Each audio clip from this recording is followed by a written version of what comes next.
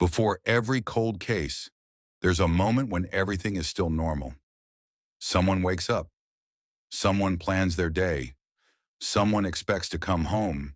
And no one, not a single person, knows they're about to be remembered for how they died instead of how they lived. This is one of those stories. Australia, 1923. No surveillance cameras. No DNA testing. No emergency calls the way we know them now.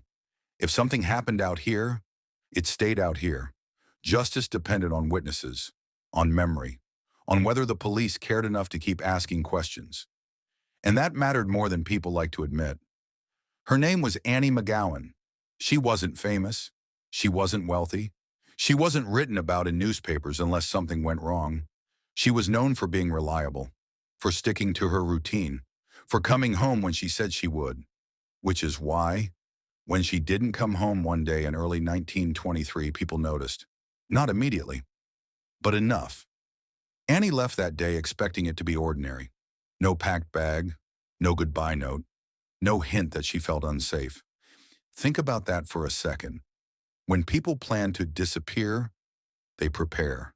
Annie didn't. Hours passed, then evening. And by nightfall, the silence started to feel heavy. Neighbors began asking questions. Have you seen her? Did she pass this way? At first there was hope, then concern, then something colder.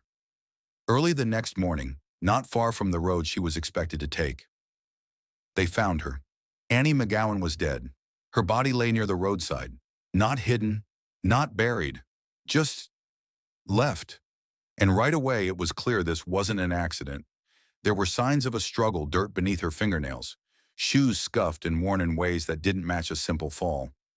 Clothing disturbed, not destroyed, but not right either.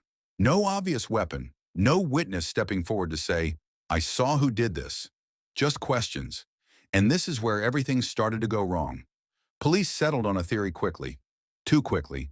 They decided Annie's death was probably the result of a robbery gone wrong. Probably. That single word shaped everything that followed. Here's what I mean. When investigators decide on an answer before they fully understand the question, every clue gets filtered, every lead gets trimmed. Anything that doesn't fit gets ignored. If this was a robbery, why were certain personal items never found, but others left behind? If this was random, why did it happen in a place connected to Annie's routine? If this was chance, why did it feel so deliberate? These were questions no one pushed hard enough.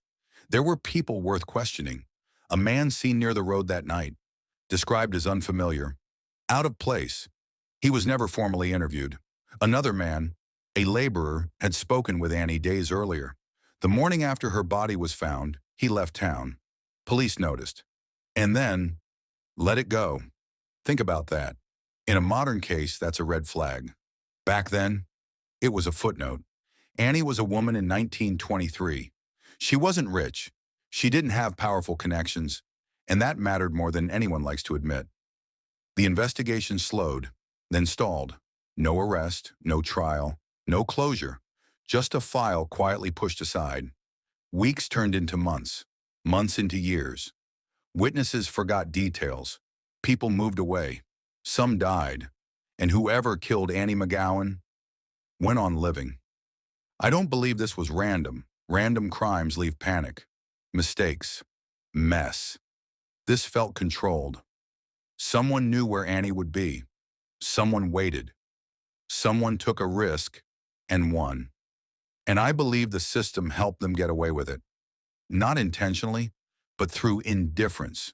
Cold cases don't stay cold because they're impossible. They stay cold because people stop caring. Annie McGowan didn't get justice. She got silence.